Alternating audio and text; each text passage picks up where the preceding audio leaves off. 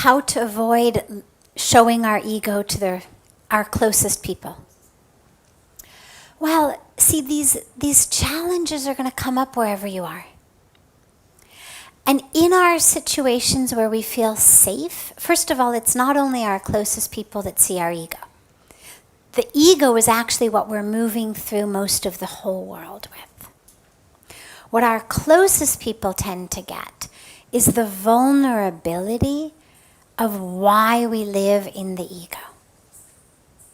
So, what's beneath my ego is what we tend to start opening for those we love.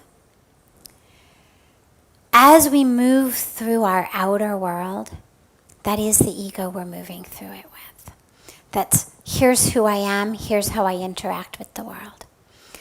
But it tends not to have such negative consequences as it does in our families with our loved ones. Because, most of our other interactions tend to be very short, superficial. How to avoid it in the families? The dilemma is that it's in our families that our deepest buttons get pushed. Someone who doesn't have that power over you, chances are isn't going to cause a reaction in you. It happens sometimes. Some guy steals our parking spot. We're having a bad mood, a bad day. We shout at him. But we're much more likely to lose ourselves around our loved ones. We're not, first of all, it's really hard to be on your best behavior 24 hours a day. And so we tend to put on a good show for those around us. It tends to be a lot harder when you're with your loved ones. That tends to be where we let down our best behavior. So the first piece is to ask yourself, why do you do that? Why is it that my loved ones deserve less than the checkout clerk? Why do my loved ones deserve less than my waiter or waitress at a restaurant? Why am I more prepared to take care of how polite I am, how respectful I am to someone I don't even know than to someone who's given me their life?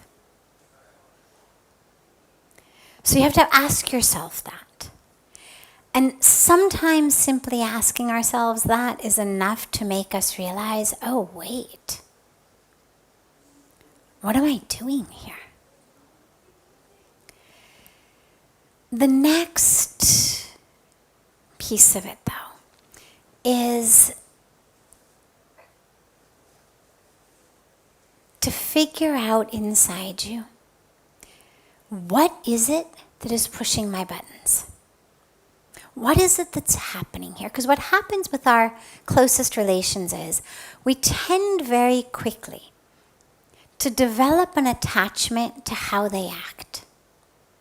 Whether it's because they did it for the first few weeks while they were courting us and now we hold them to it for the next 50 years. That's where the flowers and the chocolates and, you used to do this. And it's like, well, you did it for 3 weeks. You haven't done it in 30 years. But in my mind, it's still, you used to do that.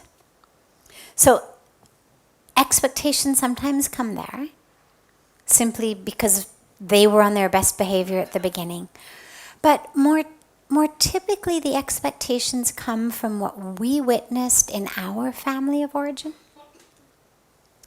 The types of patterns that we've seen. The holes that we feel in ourselves. So let's say that one of the issues that I have is I don't feel good enough. Okay? Let's say that that's one of the issues that I'm moving through the world with. I don't feel like I'm good enough. Maybe my parents always told me you're not good enough. Maybe that's been sort of my issue my whole life. Well, in the outer world, I can control it mostly. maybe my close friends would hear me say, oh my God, this dress makes me look fat, or oh my God, I'm so stupid, or, but mostly I'm able to keep it in check. But then you and I get married. Or I move into your house, having married your brother or your son, or whatever the relationship may be. We are now under the same roof. I have still got this issue of not feeling good enough. I'm cooking dinner. You say, here's the salt. Now I've already put salt in. You just meant to help. You have no idea I already put salt in. You just walked into the kitchen. You saw the thing of salt across the kitchen. You thought, let me help her. She's new in this house, or we're newly married, or she says I never help her. Whatever the situation may be, Cello, let me bring her the salt. If I weren't moving through the world with that issue, I'd say, thanks. I've actually already put salt in. End of discussion. But because I have that hole in me, I say, what are you saying? Does my food not have enough salt in it? Am I the worst cook? Oh my God, why don't you just come out and tell me? Is that why you didn't eat dinner last night? Is that why you've been coming home so late? Oh my God, and I throw down my cooking utensils and go to my room and cry myself to sleep. This is how our relationships tend to move. And now you're left standing in the kitchen going, what do? I just handed her a can of salt. I was just trying to be nice. And, maybe then, let's say you've got a hole. You've got a pattern of also not feeling good enough. Maybe you came from a different but similar type of situation where you also never felt good enough. This is a common epidemic, by the way. The vast majority of people move through the world not feeling good enough. Now you, instead of realizing, oh my God, she's having an issue, clearly this has triggered something in her, and rather than coming into the bedroom and putting your hand on me and saying, honey, I'm so sorry, or beta, I'm so sorry, depending on the relationship, I really didn't mean anything by it. I had no idea you'd already put salt in. I was just trying to be nice.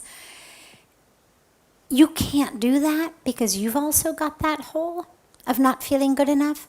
And so me reacting like that and running out of the kitchen has triggered it in you. Because really what I'm saying is you've done something wrong. I was in here, I was happy, I was cooking dinner. You handed me the salt, you ruined the evening. Now you react by saying, who the hell do you think you are? I just handed you the salt, for God's sakes. What's your problem? Because you go on the offensive. That's what you learned. Maybe it's what your father did.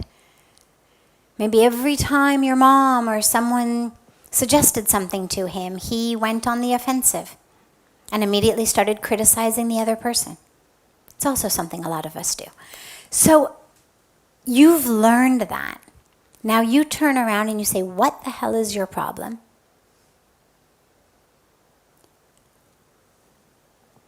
I've stormed out one way, you storm out the other way. Who comes back first? God only knows. Right? Now, how do we deal with this? Well, you see it's a dance. You see it's not, and then should you find yourself in marriage counseling, she's going to say, he always criticizes my cooking. Right? He says I'm not a good enough cook. Everything I do, nothing is good enough. And he's like, I never said this. I handed her a can of salt once. She's walked into this relationship carrying this. But you may not know that. The psychologist or whoever you're sitting with may be able to see it. But you're going to both walk in saying the other one is the problem. I'm going to say, you criticize everything I do. I can't do anything right. Evidenced by the fact that you handed me a can of salt. You're going to say, I'm crazy. I react to everything. I misunderstand everything you say. I don't understand you. evidenced by a reaction that I had that has nothing to do with you and everything to do with my family. The one I came from, not the one I married into. And this is where it's so important to understand that ego and then work with it. And this is where introspection is so important, so that you know.